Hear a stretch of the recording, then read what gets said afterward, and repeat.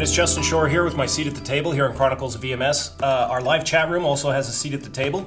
Back to our panel, we're discussing communications, difficulty in communicating with different people in our community, different communities within our other community.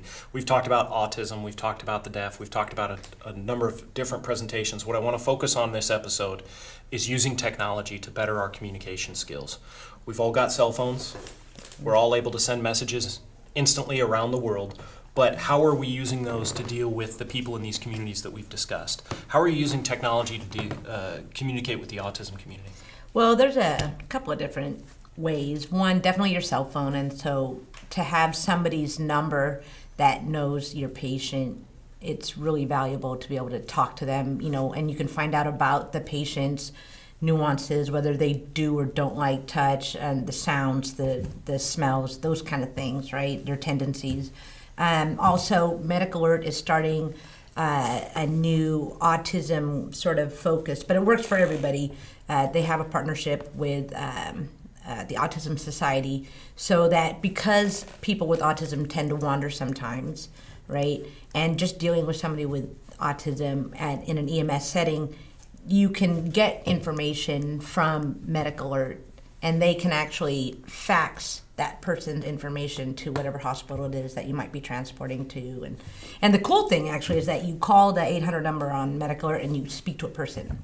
So you don't have to be so tech savvy that, oh, well, use this application or, text this, and you know what I mean? Yeah. So it's a little bit easier to go, okay, I got this kid, I don't know what to do. And then they tell you. Now, speaking of using the phones and being able to contact people, putting an entry in your phone that's labeled ICE in case of emergency, that's the first place I'm going to look as a paramedic. If I grab your phone, the next one will be home or mom, because chances are, and I don't have it in my phone, my wife's number doesn't say wife. It just says Kim. Because to me, she's Kim, she's not wife. So if a rescuer comes and finds my phone, the number one entry on everything is ICE in case of emergency, and that dials my home. Also, folks that have a lot of conditions like this, maybe in these communities, and also folks diabetic, seizure history. If you have a passcode lock on your phone, I don't know that.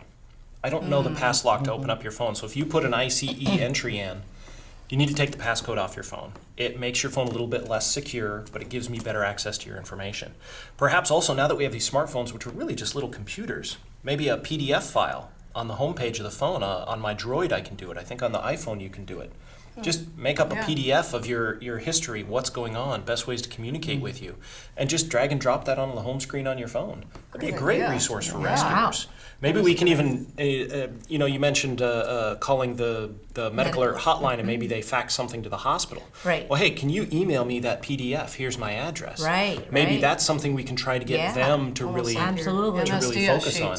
Absolutely. Exactly. How great would it be to have an MSDS for humans? Well, maybe that's what we need. Yeah, well, we're getting there.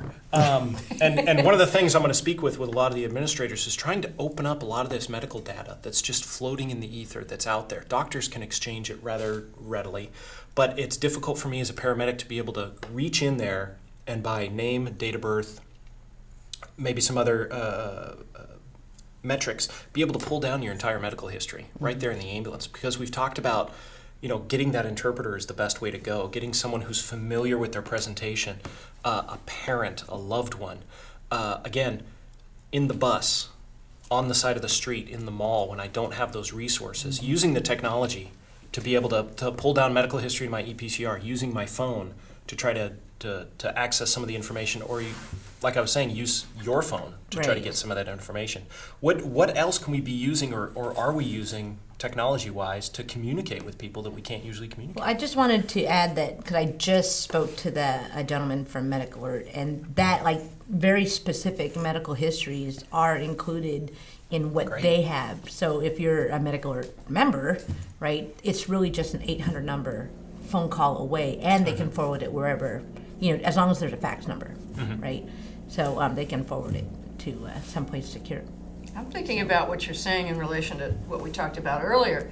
When you have an autistic kid that has some very big hot buttons that you don't want to push, if you knew that right up front by some means when the parent wasn't there and could access that information, you'd know much better how to interact with that kid and not scare them.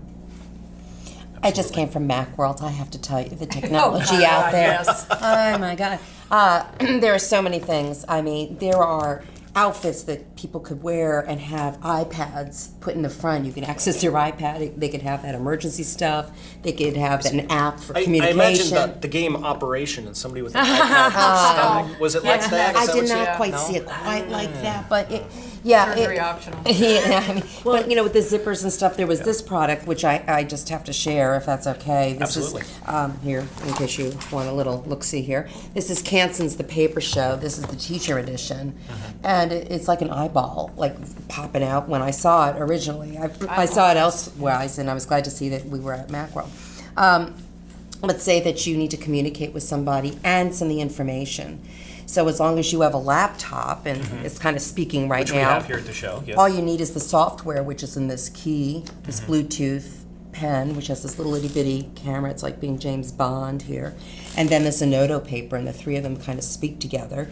And you could write notes, you could write back and forth, you could communicate whatever you want to, you could draw pictures of whatever part of the body. So if you are signing, but you get stuck, you said, what happens if I get stuck in something? Well, then you could draw the picture of a part of the leg or draw, whatever you need to and write back and forth. And then you can send it. Email it to the hospital before you get there. Email it to their doctor. You could communicate. You save it as a PDF.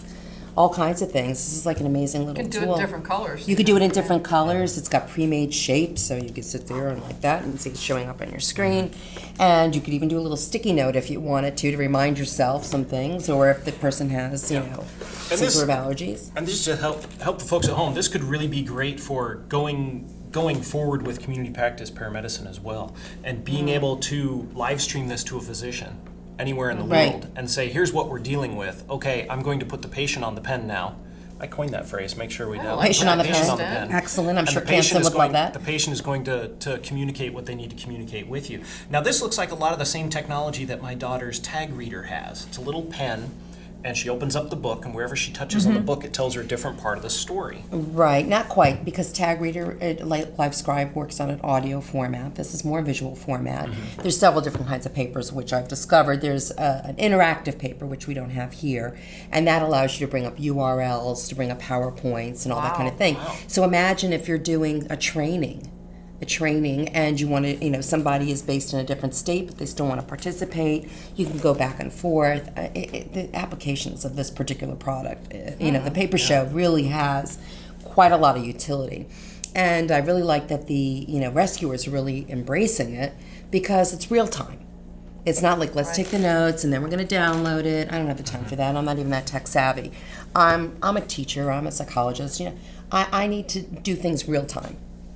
I need to be able to communicate with you, to be able to interact, to save it, and upload it later, and to send it to someone. And because this isn't a program on the computer, we don't really need to put our people through hours and hours and hours of training. This No, is a it took pad you of 20 paper. minutes, Yeah. right? This is a Well, pad yeah, of paper just and a upload it, pen that that's knows it. what you're pointing at. Right. You have to So- have the paper because there's Yes. little dot matrices inside, but it's like $15 for an entire Yeah, pad. I get up real close to the paper and it almost looks like tiny little barcode. But of course, Yeah. that's how the pen is going to know where It's it magic. is. No, Justin, Right. it's magic, okay. It's magical. elfin magic. I like to call it elfin magic. Hey, get out from back there. But really, it's a French company with very savvy technology. Yeah. But and it comes with this awesome guide. And when I first got it, I freaked because it's like 50 pages, and then I realized it's only 8 in English and the rest in all the other languages. And I was like, and so actually, the paper show is really something that I can see a lot of application for. And so they a field won. version They of won Best of Show at Macworld last year, and they were a hot contender this year, but I don't think they award Best of Show to the same company 2 years in a row. And when I was there, the booth was like rocking with a lot of educators. So yeah. You know what I was thinking? You're talking about real time and the visual thing, because it's one thing to be auditory, verbal, Right. We could be taking notes as we speak here. Yeah, go. Right, but what is that? What is that one where you talk to somebody, you can see them on the, computer screen? Oh gosh. Oh, Jaws, teleconferencing? like Jaws, where you're No, it's like I know I have a conversation. So if my brother's in Yeah. a yeah, webinar or Colorado. something like that. Use your Skype. webcam. Are you talking about Skype? Yeah, like Skype. Okay. Okay. So if that's available. A lot through of a people phone. use Skype actually with this to do that Well, kind what of I'm stuff. thinking too, is, and let's say, also especially for conversation. somebody who has a developmental disability and or autism, right? So if somebody had, like, if we had iPads, right, because that's a bigger screen, and you're not on scene with the mom or the dad or whoever this person trusts, you could actually Skype the person. Oh, wow. Do you see what I'm saying? Good And then idea. they'll be like, they're Without like, okay, the camera, mom's though, here. because the iPad see, doesn't this have is the what I'm- camera yet. I don't know. We but- don't, The second we don't pick on version technology that may wasn't have well it. thought out. We don't Okay, do it's that. coming though. But do you Yeah. see how? It's coming. And then you have this person, and you have this video Here's mom teleconference talking to thing. you. Exactly, Oh, that's awesome. and that's not just for developmental disabilities, right? Think about it in terms of somebody who even has dementia, somebody who's older, or somebody who doesn't speak the language. They'll see this, because we're just Right. a bunch of What level of strangers. oh, that's awesome. Do you see what I mean? Yeah. Don't you think that would be? So you neat two are to changing use the it? world here. You need to patent those Well, ideas you're coming Well, we've definitely That would seen be that Somehow I think awesome. that's already Yeah, maybe. above and beyond. video Sorry. conferencing can help. It'd be great if some of the it's difficult for a nonprofit to do it, but have some sort of, instead of calling the medical alert line, I can get on my phone and I can Skype with an ASL volunteer.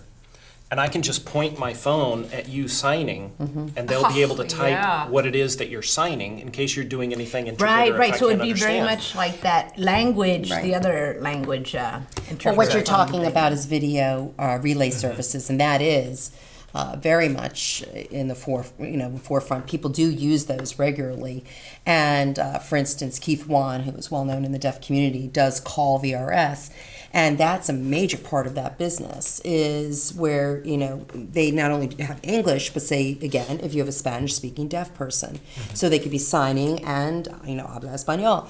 So the technology could blow your mind when you think about it. And we're also seeing some technology. I've only seen the videos out there as little teasers of real-time live text translation. And Right. the video they Yeah. have is they bring the sign in Spanish, and the computer immediately translates it and puts it up on the image in English. And you can switch it back and forth. That would be an amazing resource for rescuers, especially when I get to the scene and I've got an entire medical history in Cantonese. Yeah, that I'm would stuck. be Not great. only can I not communicate with them, but I can't get any of their medical history. I can't read their doctor's name. I can't read any of the medications they're taking. Is this an herbal remedy or is this prescribed? We really know nothing. And trying to use technology to communicate with these people is only going to open up those barriers and let us really get into finding out and being able to do our job as EMTs and paramedics. Yeah, I found out even in Microsoft Word, which I hadn't noticed, we have a lot of French Canadian people in the Chronicles group. And when I see something in French, which I can somewhat read, and I want to send something back in French, I just go to the translator and bing. It just it translates the whole thing. So something along those lines for the field, where you could put it in one language and it immediately transitions. Or scan it in somehow. Yeah. Yeah, being able to go, text to text is very easy using websites like Babelfish and other things like that, things that are already built into our word processors. But where I see technology picking up is like you were saying, being able to videotape or live stream someone signing. That's a great But having that resource on the other end to be able to interpret it, that's where I think the breakdown is, Yeah. because I'm not willing to open up my Skype account for round-the-clock calls if I have some sort of yeah. extra skill that can help the community. I just don't have the time. So it's finding the time, money, and resources to be able to put those people up and then get the word out that those resources are available. I'm sure there are video messaging systems or services that specialize in I'm the sure communities there we've been are discussing. too. And also, when you're talking about Skype, I think it's really important. And one of the things I have is the recorder on Skype, Right, yeah. Because that way, if somebody says, he never asked me that question, you've got it recorded that there was an Right. attempt made or something was ascertained. So Real having that sound, call yeah. recorder program is, I think, very important, whether it's audio or visual. So you could have either, and like I said, it's amazing what we'll be able to do. A year from now, we could come back and have this discussion and talk about all new technology, and say, "Oh, remember We're when?" using that already. Remember when? Oh, that was so last year. Well, that's what we hope last week, is that maybe if some of the producers of this technology hear that they can use it to save lives, Right. that maybe that would spur them forward. Isn't there it's like a dog tag, and you put your medical information, all your emergency contact information on a little thumb drive, and you can wear it. And it seems like it's for somebody who would take these things off, like a bracelet or something. Maybe there's even a jacket or some other form of clothing that has a certain label. And so you have this thing that will be in the actual coat so that the person can't pull it out and they don't like it. And it'll have all their information, and whoever the first responder is can just plug into whatever. Maybe they'll just plug it into the person someday. And Yeah. Well, the one thing There'll I be a asked, little camera on your the one head. thing I asked some of the folks that are creating some of the new EPCR platforms was, why don't I have a barcode scanner built into there? Because I can scan that medicine bottle. I've got name, physician, date of birth, what that medicine so is, all much those easier. things, and then just getting those manufacturers to code that additional information into that, and then auto-populate the fields. And I remember one of them saying, "Well, that's a great idea." It's like, no, you're supposed to be thinking of this stuff first. But they're thinking of it as a, how can our product gather the information you need? And I'm looking at it as a here's the information I need to gather. How can I do it quickly and easily? I have like this HIPAA chip on my shoulder that, I mean, I think There's it's that. great, Yeah. but there's all this crazy hoops and, that HIPAA privacy But then crazy we go business. through and read HIPAA and we find out what it was based Yeah, on. exactly. And that nobody Right. really understands Right. exactly what's covered and what's not. And if people are just willing to open up their medical history just a little bit, Right. I'm asking for 1/100th of know. what you share on Facebook Right. and Twitter. I want to have that available. Everybody says my privacy, but please go read my blog. As Bill Maher says. seriously, it's all on there. Yeah. the technology exists to help us communicate with these communities. It can definitely get better. It can get faster. It can get more real time. It sounds like we need to come back a year from now and Yeah. see if That'd be a we've hit good any of the idea. points. Yeah. If these manufacturers listen to us. Cool. Yes. Is that a challenge? Did you just Absolutely. throw down the I think it gauntlet? is. I think he did. Yes. It needs to get better, and I challenge anybody who is creating the technology out there to make it better. Come on the show and show us you did. And feel good It's about that simple. saving lives. Right. Right, Pull up- and it really does have pull to up a be chair and have a seat lifetime, at the right? table. Because you are talking in the EMS setting, and we need it now, not like 15 minutes from now. Exactly. And it Right. could make the difference of which direction we point the ambulance to which hospital. This kind And of this stuff. also talks about talk to field providers. They will tell you what they need. They will come up with ideas that you should have thought of a long time ago. You just are the people that can make it happen. And we used to share that at the ambulance bay back at the Oh, yeah, station, yeah. and now we're sharing it with the internet live. So thank you And very those much are for the pulling up a people- chair, having a seat at the table. A great discussion. We'd definitely have to do it again sometime. Thank you. See you in a Thanks. year.